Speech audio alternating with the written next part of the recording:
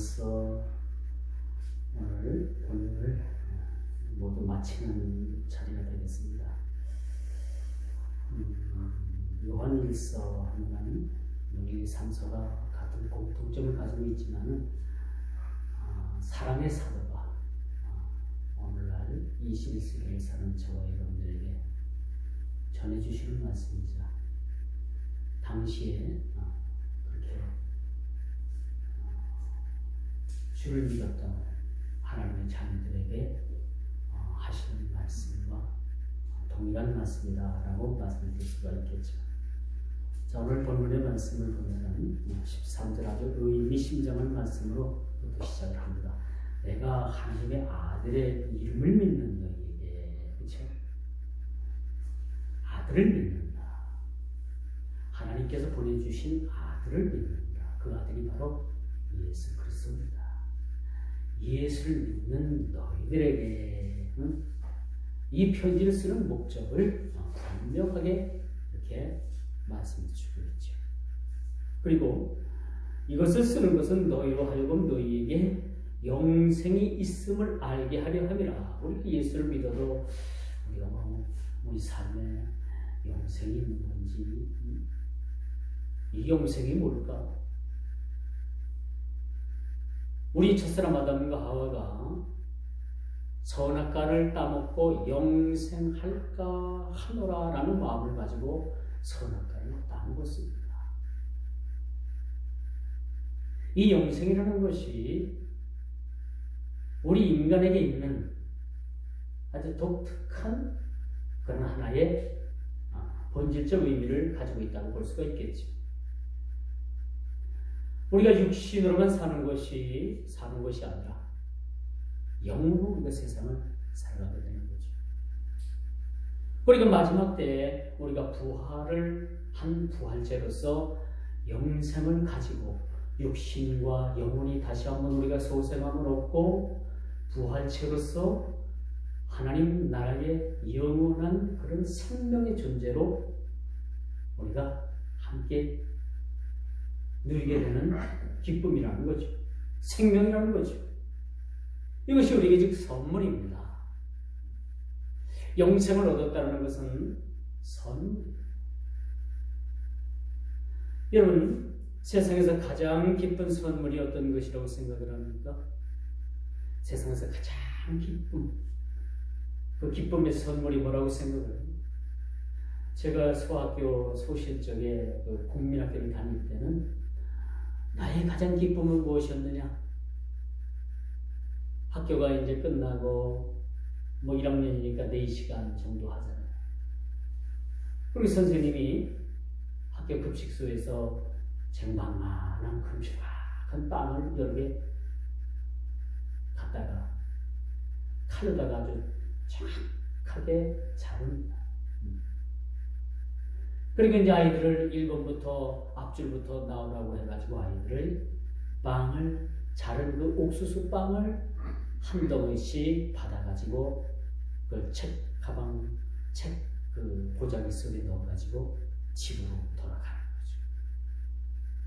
적어도 저희들이 국민학교 다닐 땐 이런 기쁨이 있었습니다. 학교에서 매일 그런 옥수수 빵을 저희들에게 공급해 줬어요. 지금도 그 구수한 맛의 향기를 아직도 제가 기억을 하고 있습니다. 지금 시중에서 나오는 아무리 맛있는 빵도 예전에 그렇게 느꼈던 구수한 그 옥수수 빵의 맛을 저는 찾지 못했어요. 예전에 어릴 적 먹던 그 빵, 옥수수 빵, 그때 그 빵이 지금으로 말하면 형편없는 빵이겠죠. 그렇지만은 그 빵, 그 한 덩이 받아들고 집으로 돌아가는 그 기쁨, 어찌 보면 그 빵 한 덩어리가 나에게 있어서는 그날의 최고의 선물이었던 거죠.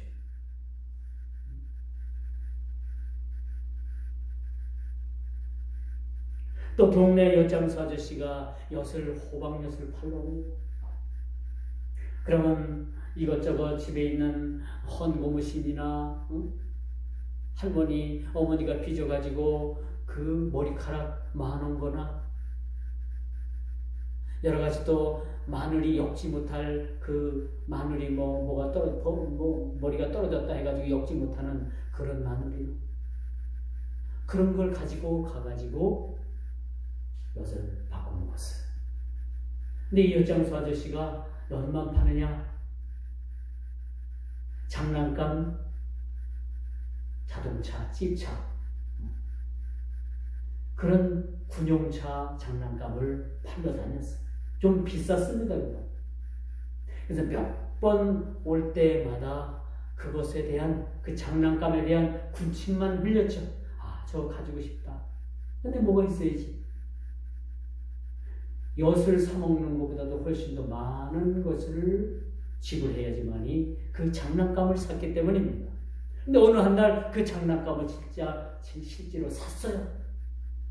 사가지고 이제 흙바닥에서 그걸 굴리면서 놉니다. 어릴 적 그 생각이 얼마나 그 장난감 자동차가 저에게 귀한 선물이었는지. 학교 선생님이 그렇게 잘라서 한 주먹씩 주는 그 빵이 얼마나 저에게는 큰 선물이었는지 지금도 어떤 선물보다도 그 선물이 저에게는 가슴에 남고 기억에 남는 것 같습니다. 오늘 본문을 보게 되면 우리들에게 영생이 있음을 알게 한다고 했습니다. 하나님께서, 주님께서 우리에게 주신 그 기쁨 중에 하나가 뭐냐면 우리에게 영생을 주셨다는 거죠. 우리에게 영원한 생명의 존재로 우리를 그 가치적 의미로 우리를 세워주셨다는 겁니다. 이제 저와 여러분들은 어떤 의미 없는 팔자만 그저 생각하고 팔자 소관이거니 팔자 타령만 하는 그런 삶에서 저와 여러분들에게 영생을 주셨음을 오늘 본문 말씀 통해서 일깨워주고 있다는 사실입니다. 우리가 영생을 받았다는 거죠. 영원히 우리 주님과 함께하는 그런 영생의 존재가 되었다는 것을 말씀해 주고 있습니다. 그러므로 우리가 하나님의 아들을 믿는다는 것은 아주 특별한 하나님의 은혜가 작용되고 있음을 우리가 보게 되는 거죠. 우리가 하나님의 자녀가 되었다는 것은 이것은 그 어떤 이론이나 어떤 지식이나 어떤 안미나 어떤 경험에 있는 것이 아니에요. 하나님을 알고 하나님의 자녀가 되었다는 것은 영생을 얻었다는 것은 어떤 이론에 의해서 이것이 입증되는 문제가 아니라는 거죠.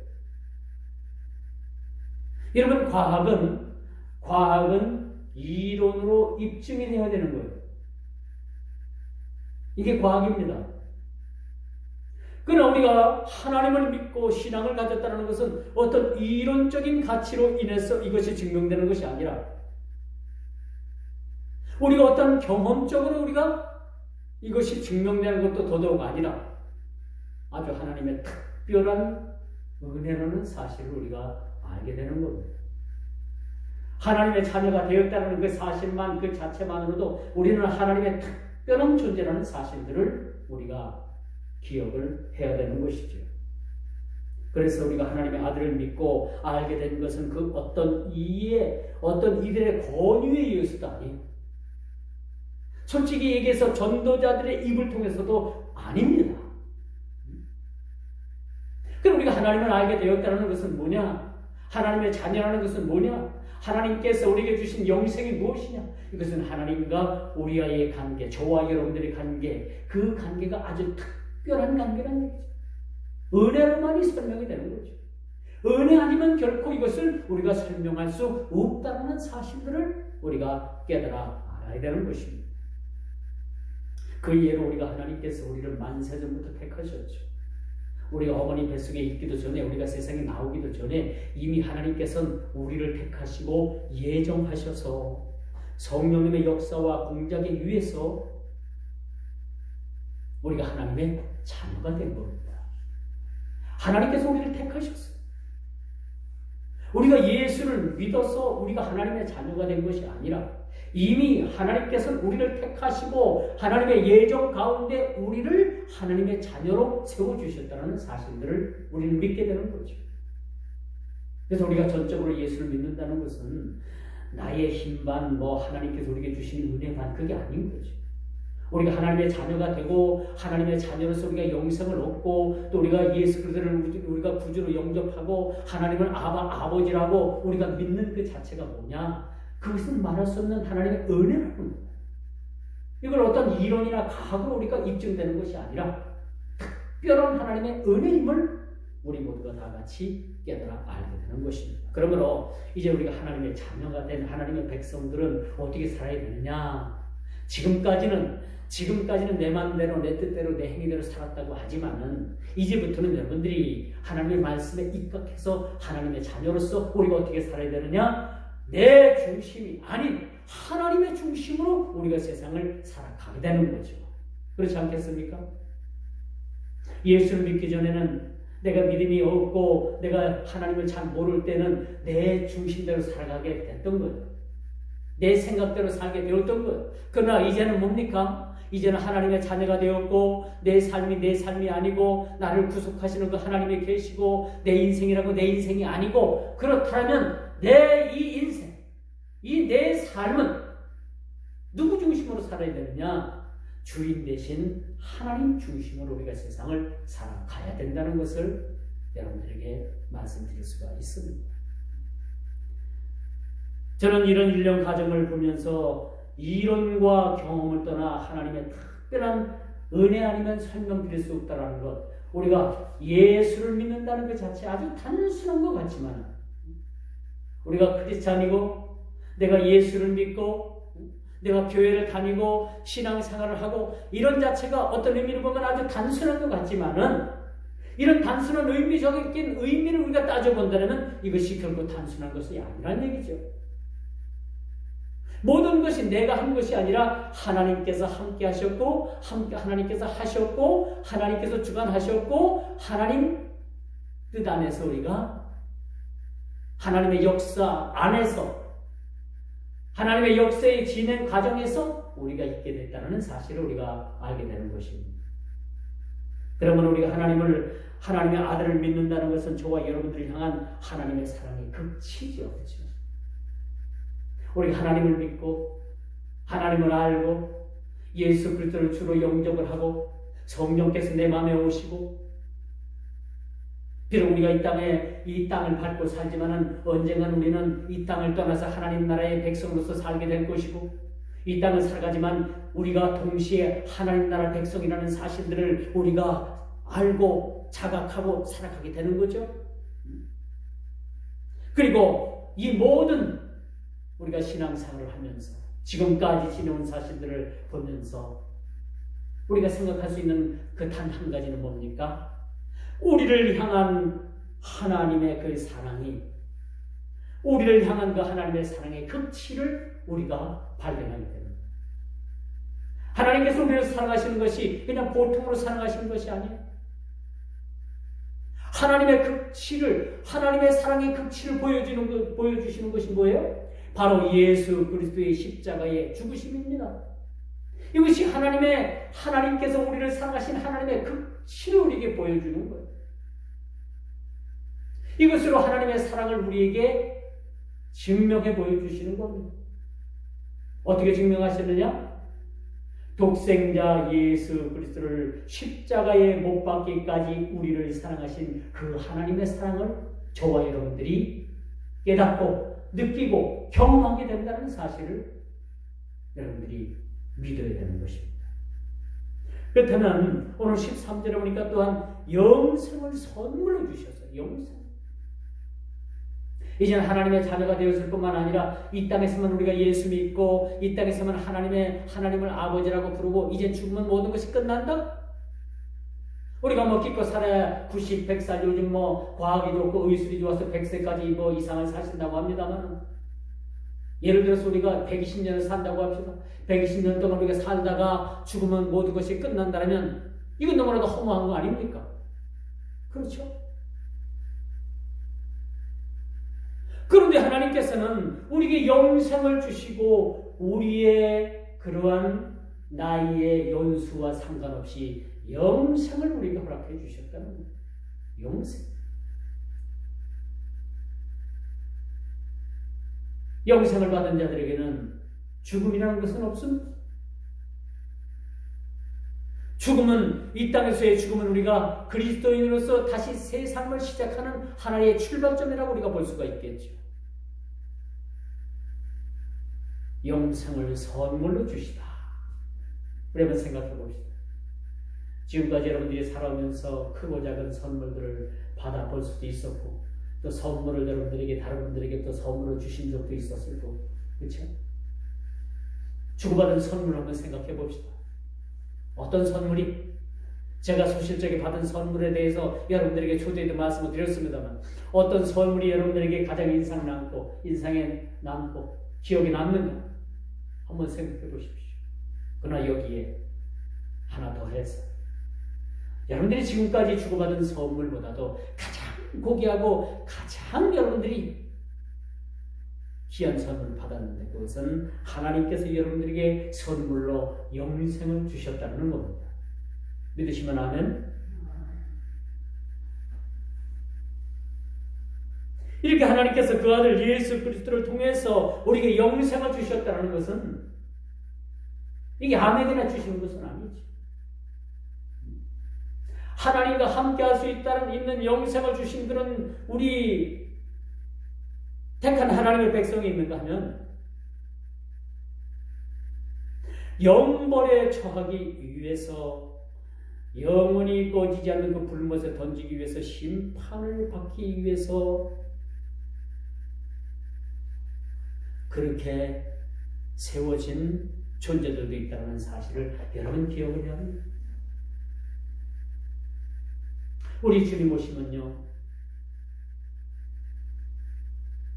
제일 처음에 하실 일이 뭐냐? 양과 염소를 구분하십니다. 이 땅에 오셔서 양과 염소를 구분하십니다. 따로 세우시는 겁니다.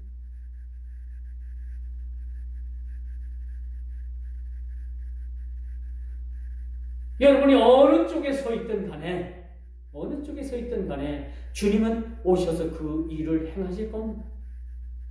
그럼 우리가 분명한 것은 어느 쪽에 처하든 우리가 어느 쪽에 처할 줄, 어느 쪽에 처해 있는 줄 우리는 알게 되는 거죠. 어느 쪽에 처해 있을 것 같습니까? 하나는 왼편에, 한쪽은 오른편에. 어느 쪽에 서 있을 거예요? 양무리 편에 우리는 서게 되는 겁니다. 우리가 자격이 있어서, 잘나서, 잘한 것이 있어서, 많이 배워서, 여러분들 미모가 뛰어나서, 가진 재산이 많아서, 절대 이런 것은 그 양의 무리에 속하는 조건이 되지는 못합니다. 양 무리의 편에 서는 조건이 바로 뭐냐? 하나님의 은혜입니다. 우리는 그 무리에 속해 수 있는 어떤 조건도 가지고 있지 못합니다. 하나님의 은혜로 우리가 하나님의 자녀로 삼아주실 뿐만 아니라 그 양무리 가운데 우리를 갈라 놓아 주십니다. 이게 하나님의 은혜라는 사실들을 알게 되는 거죠. 그러므로 이 영생이라는 이 선물은 영원히 목마르지 않습니다. 우리가 영생을 얻는 자는 영원히 목마르지 않고 죽음도, 슬픔도, 미움도, 아픔도, 다툼도 없던, 마치 어린아이가 독서의 불에 손을 넣어도 해함을 받지 않는 그런 영원한 영생 천국을 우리가 누리게 된다는 사실. 이게 꿈인가 실체인가? 그날이 오면, 그때가 오면 이것이 저와 여러분들에게, 야, 이게 꿈인가 생신가?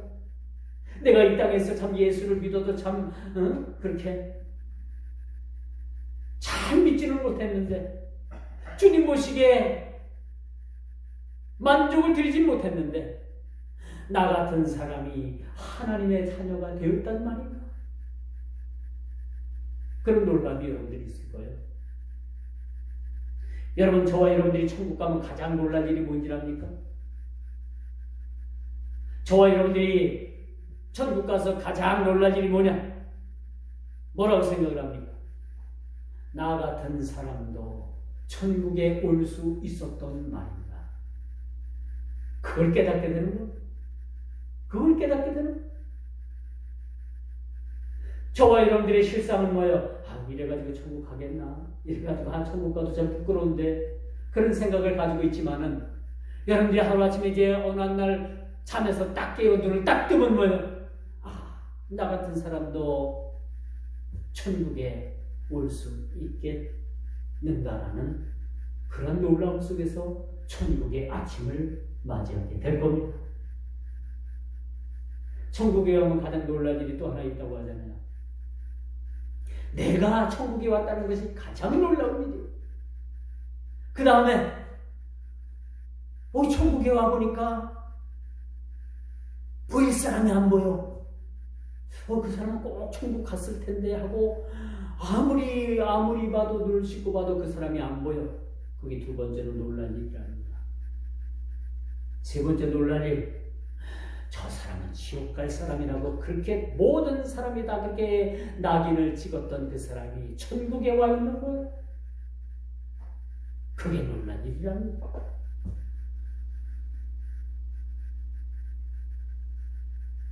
이 선물은 다시는 죽음이 서로를 갈라놓지 못하는 사망의 권세가 더 이상 해를 가할 수 없는 그러한 영생의 선물임을 우리가 믿어야 할 것입니다.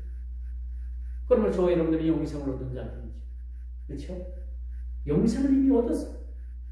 감히 세상이 주는 그 어떤 선물보다도 주님의 자녀됨과 더불어서 영생을 선물로 얻었다는 그 자체는, 이 사실은 말할 수 없는, 제가 초대도 말씀을 드렸습니다만 하나님의 특별한 은혜가 아니면 이것을 깨달을 수도 느낄 수도 경험할 수도 없는 사실이죠. 어떻게 해서 저와 여러분들이 영생을 얻습니까? 이론적으로 증명해 보십시오. 과학적으로 여러분들이 증명해 보십시오. 어떻게 증명을 합니까? 그러나 하나님의 특별한 은혜가 간섭하고 섭리하기 때문에 우리는 하나님의 자녀로 영생을 얻는 자들로 우리가 확신하면서 세상을 살아가게 되는 것입니다. 마지막 세 번째, 그의 뜻대로 구하는 것들을 주신다. 이 영생을 얻은 자들에게, 하나님의 자녀가 된 자들에게 하나님께서 우리에게 또 하나의 특권을 주셨는데 뭐냐? 그의 뜻대로 구하는 것을 주시는 그런 하나님이시라는 사실이죠. 요즘 교단적으로나 국가적으로나 비상시국에는 틀림이 없습니다. 그래서 우리 교단에서도 이제 기도하자 해가지고 기도 침낭을 각 노회별로 나눠줬는데, 우리 노회에 한 70여 개 노회 안에 70개 교회가 이 청주시 안에 있는데 13개가 왔어요. 이게 누굴 나눠주고 누굴 안 나눠줍니까? 그래서 이제 어제 얘기를 하기를, 그러면 우리 임원들이 일단은 한두 개씩 받고 나머지 이제 몇 개 남는 것은 그냥 그래도 노예에서 수고한 분들은 한두 개씩 나눠드리자, 그렇게 얘기가 나와서 제가 차에다 실어놓은 물건과 그 물건입니다. 기도 침낭이에요, 기도 침낭. 그 속에 가서 기도하라고. 때가 때인지라 또 시국이 그렇고 또 교단적으로 또 너무나도 좀 수선하잖아요, 지금. 그쵸? 땅도 없는데 땅 다 도둑질하고 그런 부분들을 우리가 보면 참 세상에, 또 코로나 바이러스로 인해 가지고 이제 마스크를 쓰지 않으면 안 되는 그런 마스크가 일상생활에 돼가는 그러한 시대에 우리가 살아갑니다. 한쪽 지역에서는 재부선 선거한다 한다 해가지고 막 민심이 참 들끓고요, 요동치고, 또 투기하는 공기업들 직원들은 모든 정보를 동원해갖고 자기들이 먼저 좋은 땅, 투기한 땅 사고, 그런 세상에 우리가 세상 살만납니까? 세상 살만나는 것이 없지 않습니까? 뭐나 세상에는 우리가 기대할 만한 것이, 기대할 가치가 여러분 솔직히 하나도 없어요. 우리가 세상에 뭘 기대하고 삽니까? 좀 더 나은 세상이 되려나? 정치하는 사람들이 좀 더 우리에게 희망을 주려는 정치하려나? 맨날 뽑아보고 또 뽑아보고 또 선거해보고 또 선거해도 또 그게 그거란 얘기 아닙니까? 그렇죠?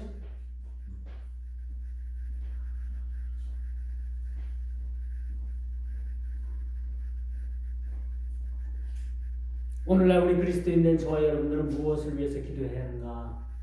참 우리가 깊이 한번 생각해 봐야 합니다. 주님께서 기도하면 분명히 주신다고 했는데 뭘 위해서 기도할까? 이 어려운 난국을 헤쳐나가기 위해서 우리가 가장 먼저 해야 될 기도가 무엇일까? 우리가 한번 생각해 봐야 되는 것이죠. 제가 어떤 책에서 그런 내용을 봤어요. 어떤 책의 내용이에요. 이거 성경에 있는 얘기는 아닙니다. 우리가 기도하지 않으면 하나님께서는 아무것도 할 수 없다. 이해가 갑니까? 저와 여러분들이 기도하지 않으면 하나님께서는 아무것도 하실 수 없대요. 이만큼 우리가 기도의 중요성이 오늘 본문 말씀을 통해서 우리에게 주고 있습니다.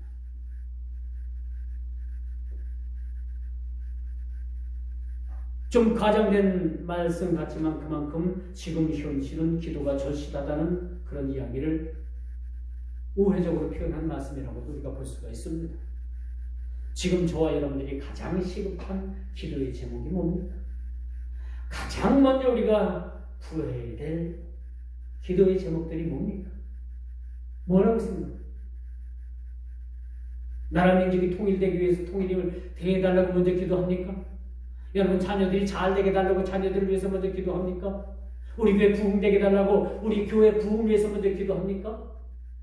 그렇다면 뭘 위해서 여러분들이 저와 여러분들이 기도를 해야 되겠습니까? 무엇을 위해서 가장 먼저 기도해야 되겠습니까? 잘 모르겠다고요? 주님은 그 말씀에 대해서 가르쳐주고 있잖아요. 주님은 우리들에게 무엇을 위해서 가장 먼저 기도해야 되는가라는 것을 우리들에게 가르쳐주고 있잖아요. 너희는 먼저 그의 나라와 그의 의를 구하라.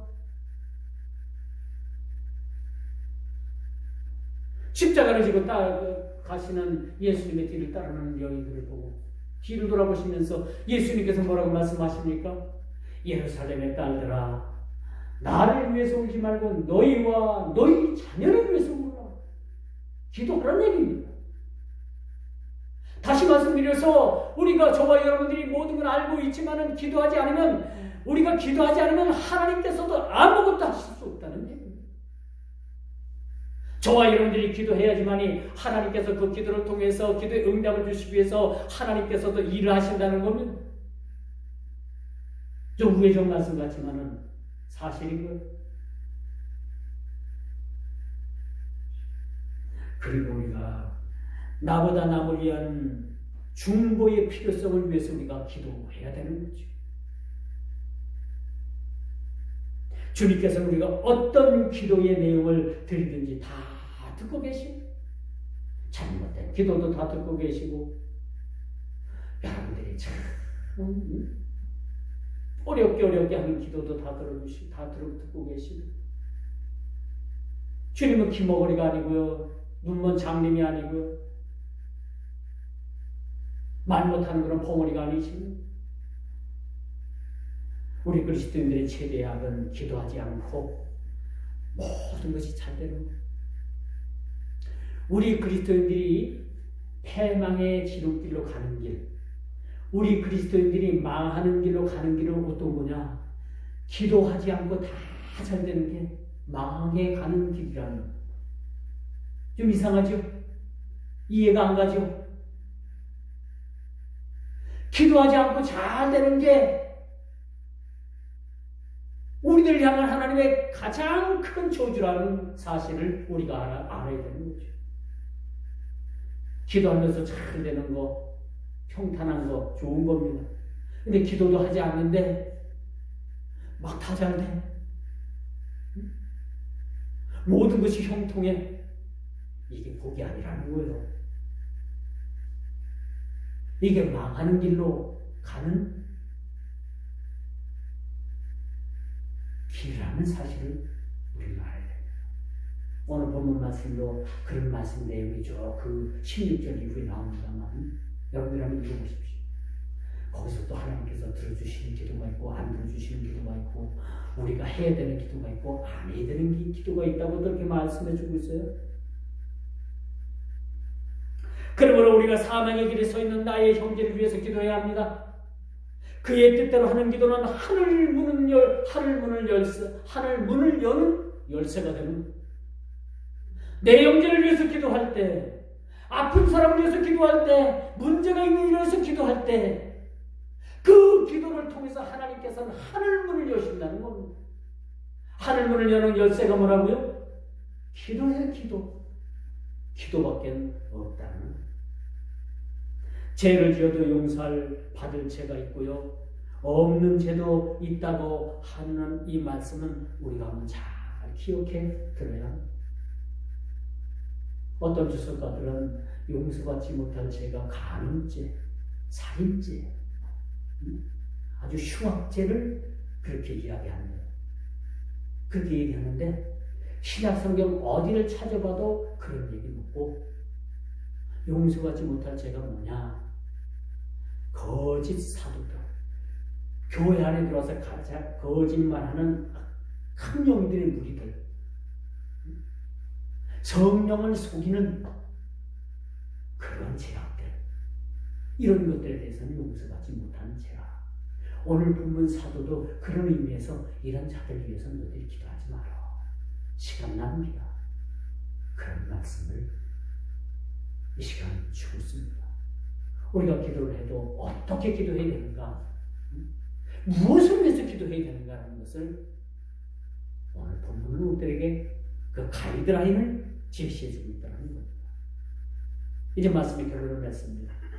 영생을 선물로 받은 성도는 범죄한 형제들을 위해서, 굶주리고 목마른 자들을 위해서 먹을 것과 마실 것을 직접 제공하는 것과 같은 사랑의 행위로 인해서 하나님의 뜻에 부합한 그런 기도가 우리에게 필요하다라는 것을 여러분들이 꼭 잊지 말고 돌아가시기를 바랍니다. 또한 우리가 자부심을 갖는 것은 영생을 얻었다. 영생. 세상 사람들은 그렇게 생각을 해요. 70, 80, 길게 살면 100년 조금 더 살고 이 땅 살다 가면 그만이지. 이 땅 살면 다 끝나는 거지. 영생이 있고 천국이 있고 다음 세대가 있고 뭐가 있고. 그분들은 거기까지밖에 모릅니다. 거기까지밖에 모르는 거예요. 왜 거기까지밖에 모를까? 거기까지밖에 거기까지밖에 알게끔 묶어놓은 겁니다. 거기 이후를 안다는 것은 뭐예요? 그 넘어서를 안다는 건 뭐예요? 그 너머에 천국이 있고, 그 너머에 영생이 있고, 그 너머에 하나님께서 계시고, 그 너머에는 세상이 감히 줄 수 없는, 세상이 감히 말할 수 없는 그러한 엄청난 곳이 있다는 사실을 알려주시는 분이 알려주시기 때문에 감히 알게 됩니다.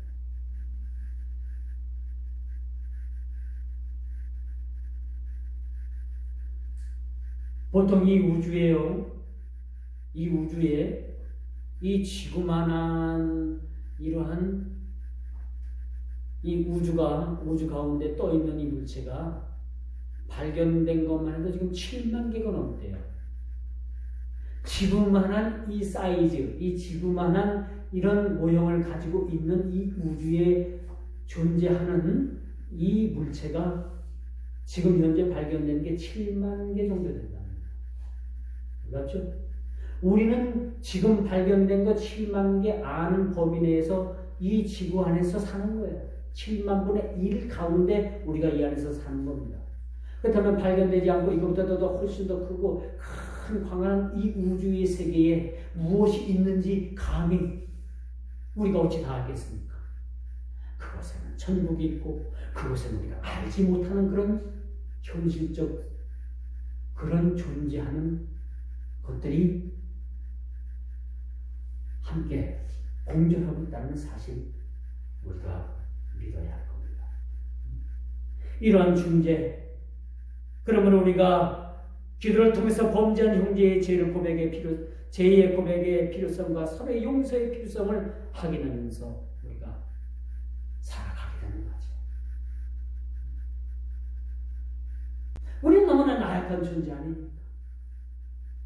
기도함으로 인해서 우리의 나약함을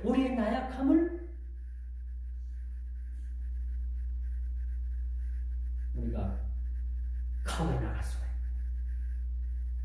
아무리 힘센 장사도요, 기도하는 가장 나약한 사람을 당해낼 수가 없습니다. 그 예로 다윗과 골리앗의 싸움을 여러분이 알고 있지 않습니까? 골리앗은 이 블레셋에 그래서는 아주 그냥 우리가 생각지도 못하는 아주 걸출한 장수였어요. 힘하면 그를 따를 자가 없었습니다. 그럼 어린아이와 같은 다윗이 그를 상대를 했다는 것은 뭘 뜻합니까? 그러므로 다윗은 기도하는 사람이었죠.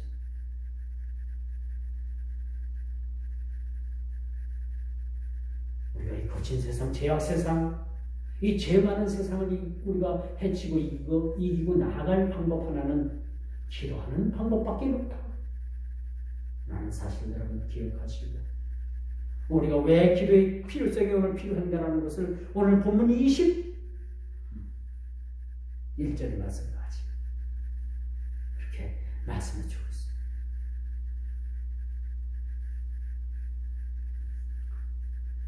우리의 말씀을 우리가 깊이 생각하면서 우리가 영생을 주신 그 하나님,